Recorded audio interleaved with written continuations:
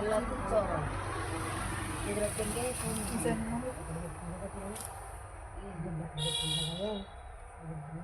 ఈ సంగమల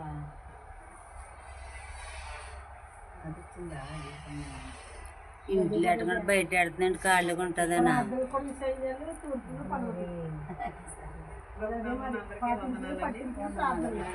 మాట్లాడొద్దు.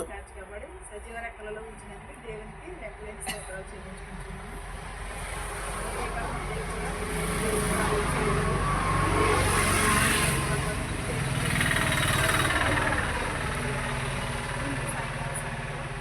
మనం ఈరోజు కొడుకున్నందుకు దేవునికి లెక్కలేని స్తోత్రాలు చెల్లించుకుంటున్నాము. వాక్యంలోకి వెళ్ళాము.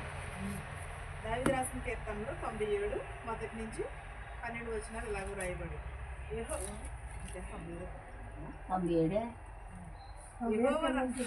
యెహోవా రాజ్యం చేయుచున్నాడు, భూలోకము ఆనందించును గాక, వేపములన్నీ సంతోషించును గాక, మేఘ అంధకారములు ఆయన చుట్టూ నుండును. ఎలాగున్నది యెహోవా రాజ్యము చేయుచున్నాడు, భూలోకము అంతా కూడా ఆనందించుడి అన్నాడు, ద్వీపములన్నీ కూడా సంతోషించును అన్నాడు, మేఘాంధకారములు ఆయన చుట్టూ ఉండును. ఎవరి చుట్టూ ఉండును? దేవుడి చుట్టూనే ఉండును. యెహోవా రాజ్యం చేయుచున్నాడు కాబట్టి మనందరం కూడా ఇలాంటి నిలబడి ఉన్నాం. దేవుని యందు మనము ఎంతో కొద్ది చెప్పుకుని ఉన్నాక పాస్టర్ గారు ఏమన్నారు, ఎంతో మంది ధనికులు పేదలు అందరూ కూడా చనిపోయారు. కానీ మనము ఏదో సాధించాలని ఈ లోకంలో దేవుడు మనల్ని ఇలాగూ ఉంచి ఉన్నాడు అని అన్నారు. కానీ దేవునికి మనం ఏం చెల్లిస్తున్నాము? మనం సంతోషంగా ఉన్నాం. మేఘాహుడు ఆయన వచ్చుచున్నాడు, కానీ వచ్చిన ప్రతి ఒక్కరిని కూడా ఆయనతో పాటు తీసుకుని వెళ్తానంటాడు. నిర్మించిన వారు లేపబడుతున్నారు, కానీ దేవుని రాజ్యంలో ప్రవేశించాలనేది అందరికీ ఉంటుంది. కానీ మనం దేవుని రాజ్యంలో ప్రవేశించడానికి ఏం చేస్తున్నాం? దేవుని యందు మనము వినయంని విధేయతని కలిగిన దేవుని యందు రాజ్యంలో చేరాలంటే ఏమి గైకొనాలని? ధర్మశాస్త్రమును గైకొనాలి, నీతిని అనుసరించి నడుచుకోమన్నాడు. నీతి న్యాయముల ఆయన సింహాసనమునకు ఆధారము, అగ్ని ఆయనకు ముందుగా నడుచును. అంటే నీతి న్యాయములైన అన్ని కూడా ఎవరి యందు ఉన్నవి? దేవుని యందే ఉన్నవి. ఆయన సింహాసనములకు ఆధారమైనవి, అగ్ని ఆయనకు ముందుగా నడుచుతున్నది. నీకు నాకంటే ముందుగా దేవుడు నడుచున్నది, దేవుని కంటే ముందుగా అగ్ని నడుచుతున్నది అని అంటాడు. నీతి న్యాయములు సింహాసనమునకు ఆధారమగు అని అంటాడు. ముందుగా నడుచుచున్నది ఏంటిది? అగ్ని నడుచుచున్నది. దాని చుట్టూ ఆయన శత్రువులను కాల్చివేయుచున్నది, ఆయన వెలుగులు లోకమును ప్రవేశంగా చేయుచున్నది. అంటే అవన్నీ కూడా శత్రువులను కాల్చివేయుచున్నవి. ఆయన మెరుపులు లోకమునకు ప్రకాశించుచున్నవి, భూమి దానిని చూసి కప్పించుచున్నది. యెహోవా సన్నిధి సర్వలోకనాథునికి సన్నిధి. అంటే భూలోకము మెరుపులను ఉరుములను వచ్చుచున్నది, శత్రువులను ఉన్నవి, అగ్ని కాల్చుచున్నది. కానీ ఇవన్నీ కూడా ఎక్కడవి? భూమిని దానిని కాల్చివేయుచున్నది. ఇవన్నీ కూడా యెహోవా సన్నిధిలో సర్వలోకమునకు సన్నిధిని నిలిచి ఉన్నవి. పర్వతములు మైనము వలె కరుగుచున్నవి, ఆకాశంలో ఆయన నీతిని తెలియజేయుచున్నవి. అంటే పర్వతం చాలా మనం చూసాం కదండి, కొన్ని పర్వతాలు అగ్ని పర్వతములు ఉంటాయి, అవన్నీ కూడా కాలిపోచుంటాయి. అవన్నీ కూడా దేవుడే వాటిని అలా స్వాధీనంలో ఉంచుతున్నాడు. భూమి మీద అవన్నీ కూడా కప్పించుచున్నవి. అది యెహోవా సన్నిధిలోనే. పర్వతములు మైనము వలె కరిగిపోచున్నవి, కొవ్వొత్తు వలె పర్వతములన్నీ కూడా కరిగిపోచున్నవి. అయినను సరే మన హృదయములు ఏ మాత్రమును కూడా మారట్లేదు. మన మనసులు ఏ మాత్రమును కూడా దేవుని వైపు తిరుగుచుడు. మనం వింటున్నాము, వాక్యాలు చదువుతున్నాము, కానీ మన హృదయంలో నాటుకోవట్లేదు. మంచి విత్తనం నేలను పడిన విత్తనముల వలె అవి మనం హృదయంలో నాటుకుంటే దానిని ఫలించి అభివృద్ధి చెందుతుంది. అంతేగాని మన హృదయంలో అసలు నాటు అనేది లేనప్పుడు ఎవరికి వస్తుంది? ఎవరికి కూడా రాదు. మారు మనసు అనేది మనం ప్రతిరోజు చదివి అలవాటు అయిపోతుంది తప్ప. కానీ ఈ వాక్యము నా కోసమే, లేకపోతే నేనే ఒకవేళ ఈ వాక్యంలో నేనే ఇలా ఉన్నానేమో అని ఎవరు కూడా గ్రహించట్లేదు. పర్వతములు మైనము వలె కరుగుచున్నవి, ఆకాశము ఆయన నీతిని తెలియజేయుచున్నది. అంటే ఆకాశము ఆయన నీతిని తెలియజేస్తున్నది. కానీ మనము ఆయన నీతిని అనుసరించి నడుచుకుంటున్నామా? ఆయనను అనుసరించి నడుచుకుని న్యాయ విధులను బట్టి మనము నడుచుకుంటామా? మనము దేవుని సన్నిధిలో ఉన్నప్పుడు చాలా భక్తిగా ఉన్నాము. దేవుని సన్నిధిలో ఉన్నప్పుడు ఎక్కడికైనా ప్రార్థనకి ఎక్కడికైనా వెళ్ళినప్పుడు కూడా చాలా నీతిగా న్యాయం కూడా. తర్వాత మనం ఎలా ఉంటున్నాము? దానిని బట్టే కదా దేవుడు తీరుస్తానన్నాడు. 24 గంటల దేవుని సమయాన్ని దేవునికి కేటాయిస్తున్నాం. ఒక్కొక్క నిమిషం కాకపోతే ఒక నిమిషం ప్రభువాన్ని స్తుతించు, ప్రభువాన్ని కాచి కాపాడు అని అంటున్నాము. కానీ తర్వాత ఎలా ఉంటున్నాము? ఒక్కసారి మనము ఆలోచించుకున్నామా? సమస్త జనములు ఆయన మహిమ కనబడుచున్నది అన్న. సమస్త జనములకు ఆయన మహిమ కనబడుచున్నది. కానీ మనం మహిమ పరుస్తున్నామా? ఆకాశము ఆయన నీతిని తెలియజేయుచున్నది. మరి మనుషులు మనం ఏం చేస్తున్నాము? చెట్లు పూజిస్తున్నాయి దేవుణ్ణి, ఆకాశం పూజిస్తున్నది, పక్షులు పూజిస్తున్నాయి. కానీ మనుషులు మనకి ఎంత నోరునిచ్చి, ఎన్న కాళ్ళు ఇచ్చి, చేతులు ఇచ్చి, ఎంత సజీవ రెక్కలుగా ఉంచినందుకు దేవునికి మనము ఏమి చెల్లిస్తున్నాము? సమస్త జనములకు ఆయన మహిమ కనబడుతున్నది. అంటే మనందరికీ కూడా దేవుని యొక్క మహిమ కనబడుచున్నది. వ్యర్థము విగ్రహములను బట్టి అతిశయపడుచు చెక్కిన ప్రతిమలను పూజించు వారందరూ సిగ్గుపడుదురు. సకల దేవతలు ఆయనకు నమస్కారము చేయను. అంటే వ్యర్థం, విగ్రహములన్నీ కూడా వ్యర్థమే, అతిశయపడుచున్నవి. చెక్కిన ప్రతిమలన్నీ కూడా పూజించిన వారందరూ కూడా సిగ్గుపడుతున్నారు. కానీ నిజంగా చెప్పాలంటే ఈ లోకంలో జరిగింది మనకంటే వాళ్ళే భక్తిగా ఉంటున్నారు, వాళ్ళే నీతిమంతులుగా ఉంటారు. మనమే ఇంకా నీతిని కలిగి నీతిని అనుసరించట్లేదు. కానీ వారు మారు మనసు పొంది వాళ్ళన్నంత భక్తిగా కానీ, వాళ్ళన్నంత నీతిగా కానీ, వాళ్ళని చూసి మనము సిగ్గుపడుతున్నాం తప్ప కానీ మనల్ని చూసి వాళ్ళు ఏ మాత్రమును కూడా సిగ్గుపడట్లేదు. ఎందుకనంటే వాళ్ళన్నంత భక్తి, వాళ్ళన్నంత దైవారాధన మనకి లేదు. సకల దేవతలు ఆయన అందరిని కూడా నమస్కారం. దేవుడు ఏమైనాడు? కొమ్మరి వంటి వాడినని అంటున్నాడు, చాకలి వంటి వాడు అన్నాడు, సబ్బు వంటి వాడు అన్నాడు. ప్రతి దాంట్లోని కూడా దేవుడు అన్నాడు. ఎందుకంటే నేను చెప్పి హిమము కంటే తెల్లగా చేస్తానన్నాడు. అంటే సబ్బు వంటి వాడిననే కదా, కొమ్మరిని నేను, నా చేతులు మీరు చేయబడ్డారు కాబట్టి కొమ్మరి వంటి వారు అన్నాడు. నేను నేతనేసేవాడిని అంటే నేను మిమ్మల్ని మీ వస్త్రంలో తెల్లగా చేస్తానని అన్నారు. కానీ ఇది అన్నిటిలోనే ఉన్నాడు దేవుడు. ఈ దేవుడు ఆ దేవుడు అని ఏమీ లేదు. ఆది అంతము కూడా ఉన్నవాడే ఆయన. అయినా సరే మనం దేవునికి కృతజ్ఞతలు చెల్లించుకోవాలి. న్యాయ విధులను బట్టి సంతోషించుచున్నారు, యోగా కుమార్తెలు ఆనందించుచున్నారు. ఏలయనగా యెహోవా భూలోకమంతటికి పైగా నీవు మహోన్నతుడవై ఉన్నావు. సమస్త దేవతలకు పైగా నీవు అత్యధికమైన ఔన్నత్యము పొంది ఉన్నావు. అంటే దేవుడు ఎలా ఉన్నాడు? యూదా కుమార్తెల కంటేను న్యాయ విధులను బట్టి సంతోషించుచున్నారు, యోధా కుమార్తెలు ఆనందించుచున్నారు. ఏలయనగా యెహోవా భూలోకం అంతటికి పైగా మహోన, అంటే భూలోకం అంతటికి కూడా యెహోవా మహోన్నతుడై ఉన్నాడు. దేవతలకు పైగా ఉన్నాడు. అన్నిటికంటే అధికమైన వాడు, ఔన్నత్యము కలిగిన వాడు, అన్నిటికంటే శ్రేష్టమైన వాడు. ప్రేమించు వారు లారా చెడుతనమును విడిచిపెట్టమని అన్నాడు. యెహోవాని ప్రేమించు వారు ఏమి విడిచిపెట్టాలి? చెడుతనమును విసర్జించాలి, చెడుతనమును విడిచిపెట్టాలి. చెడును మనం 3 కోతలు ఉన్నాయి. ఆ 3 కోతలు ఏం చేస్తాయి? చెడుని చూడకూడదు, చెడు వినకూడదు, చెడు మాట్లాడకూడదు. వాటికున్న జ్ఞానం మనుషులైనా మనకున్నదా? వాటికే అంత జ్ఞానం ఉంటే మనం ఇంకెంత జ్ఞానం కలిగి ఉండాలి? మనం మాట్లాడుతున్నాము, మనం తప్పు ఏదో రైట్ ఏదో మనకు తెలుసు, అయినా సరే మనం అంత జ్ఞానమును కలిగి ఉంటున్నామా?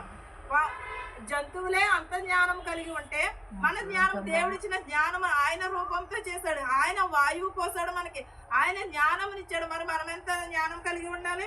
మనం ఇంకెంత ప్రేమ కలిగి ఉండాలి? యెహోవాని ప్రేమించు వారు ఎవరైనా సరే చెడుతనమును విడిచిపెట్టమని అన్నాడు.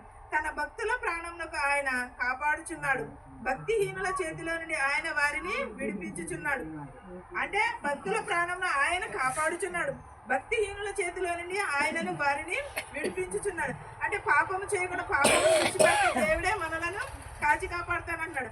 ఆయన భక్తిహీనుల చేతిలో నుండి మనల్ని, కానీ దేవుని మీద మాత్రమే ఆధారపడి ఉన్నాడు. సమస్త జనులారా నా యొద్దకు రండి, మీకు నేను విశ్రాంతిని కలుగజేస్తానన్నాడు. సమస్తమును విడిచిపెట్టి దేవుని నమ్ముడు. ఎవరు ఏ మాట అన్నా ఏదన్నా సరే మనం పట్టించు. అనేకమైన మాటలు అంటూ ఉంటారు, కానీ వాళ్ళ బుద్ధే అలాంటి బుద్ధి. వారు ఏంటంటే పని పాట ఏమీ ఉండదు. ఎవరు ఏం చేస్తున్నారా, ఎవరు ఎక్కడ ఉంటున్నారా, ఇవే ఇంట్లో ఉంటారు. ఇంట్లో కూర్చొని బయటికే చూస్తారు తప్ప కానీ ఎవరిని మీద ఏ బురద చెబుదామా, ఎవరిని ఏది ఏమని కూర్చోబెడదామా, ఎవరిని మాటలతో హింసిద్దామా. ఇదేంటి ఏంటంటే వాళ్ళకు ఒక భయం కానీ ఒక భక్తి కానీ ఉండదు. దేవుడు అంటే భయం లేని వాళ్ళు మాత్రమే చేసే పనులు అయ్యి. దేవుడు అంటే భయం ఉన్న వాళ్ళు ఎవరు కూడా అలా చేయరు. మన నోరుని మనం స్వాధీనంలో పరుచుకుంటారు, ఎవరి మాట వారి స్వాధీనంలో ఉంచుకుంటారు. ఎందుకంటే దేవుడికి భయపడదు, మనుషులకు భయపడకపోయినా దేవుడికి మాత్రం భయపడాలి. చెడు కారణం విడిచిపెట్టమన్నాడు, చెడుని విసర్జించమన్నాడు, నీతిని అనుసరించమన్నాడు, భక్తుల ప్రాణమును ఆయన కాపాడుతానన్నాడు, భక్తిహీనుల చేతిలో నుండి వారిని విడిపిస్తానన్నాడు. నీతిమంతుల కొరకు వెలుగు వచ్చుచున్నది. అంటే నీతిని కలిగి ఉంటే మనకి ఎలా ఉంటది? సూర్యుని ప్రకాశంగా ఉంటది. సూర్యుడు ఎలా ప్రకాశిస్తాడో ఆయన నీతి కూడా మనపైన అలాగే ఉంటది. ఆయన హస్తం కూడా మనపైన అలాగే నీతిమంతుల కొరకు వెలుగును ప్రకాశిస్తానంటున్నాడు.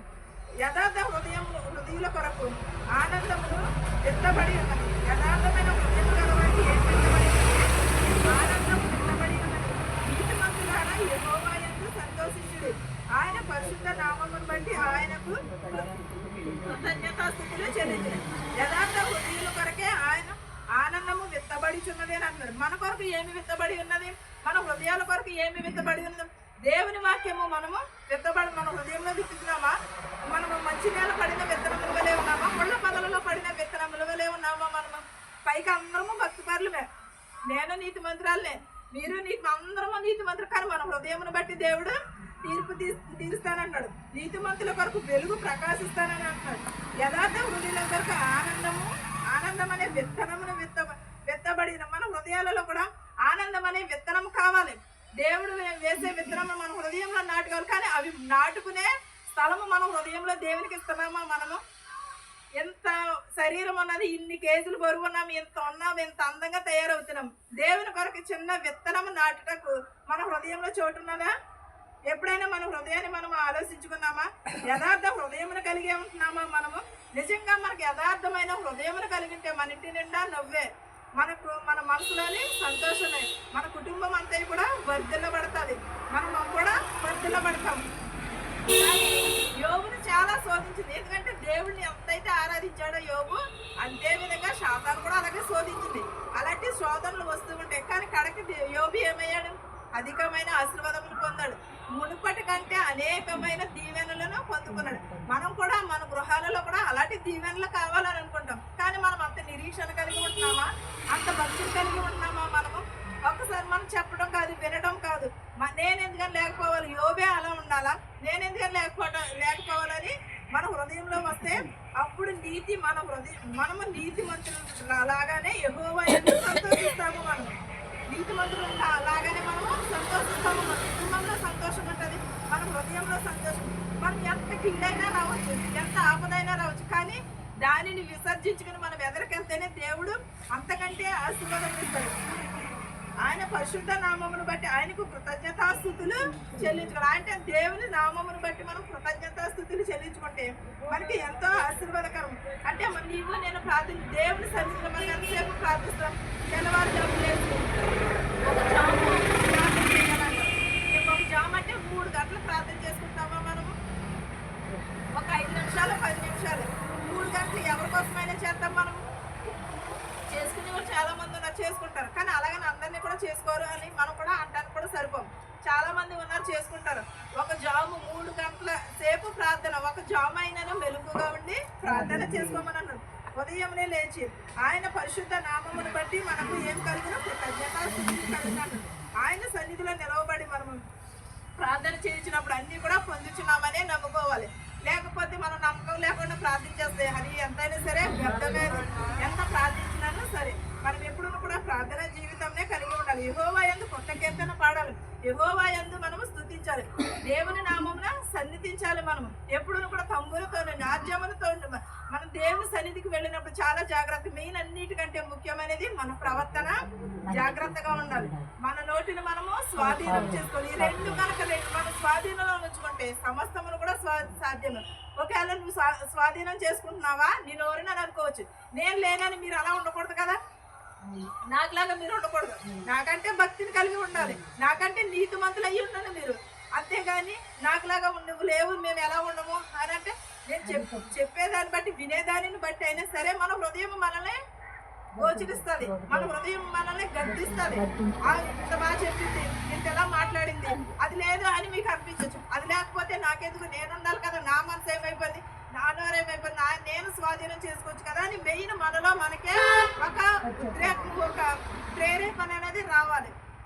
ఆ ప్రేరేపణ బట్టి ఎవరి రక్షణ వాళ్ళదే. నేను తింటే నీకు రాదు, నువ్వు తింటే నాకు రాదు, నా కడుపు నిండదు. ఎవరి రక్షణ వాళ్ళదే అని చెప్పాడు దేవుడు కూడా. ఎవరికి మారు మనసు వాళ్ళదే, ఎవరి తీర్పు వాళ్ళకే ఉంటుంది. ఒకవేళ భర్తదని, కూతురుదని, తల్లిదండ్రులదని అలా ఏమీ లేదు. ఎవరి రక్షణ వారిదే. ఎవరికి కడుపు నింటే వాళ్ళే. ఒకరికి దెబ్బ తగ్గితే ఇంకొకరు తగ్గునే శక్తి ఎవరికి కూడా లేదు. ఏదో ఒకసేపు అంటాము అంతే తప్ప మళ్ళీ వాళ్ళు మర్చిపోతాము, వాళ్ళ బాధని మర్చిపోతాము. కానీ దెబ్బ తగిలిన వాళ్ళకి మాత్రమే బాధ, దెబ్బ తగిలిన వాళ్ళకి మాత్రమే నొప్పి అంటే ఏంటని వాళ్ళు కొన్ని రోజులు బాధపడతారు, మనం ఒక నిమిషమే. కానీ అలా అలాంటి దానికోసం కాదు. దేవుడు ఏమంటున్నాడంటే ఎదుటి వారిని బట్టి కాదు, నీ మనసును బట్టే నువ్వు మార్చుకోమని అన్నాడు. నా ప్రవర్తనను బట్టి నన్ను మార్చుకోమని అన్నాడు. ఈ వాక్యం మీకు మాకు మనందరికీ తోడై ఉండను గాక.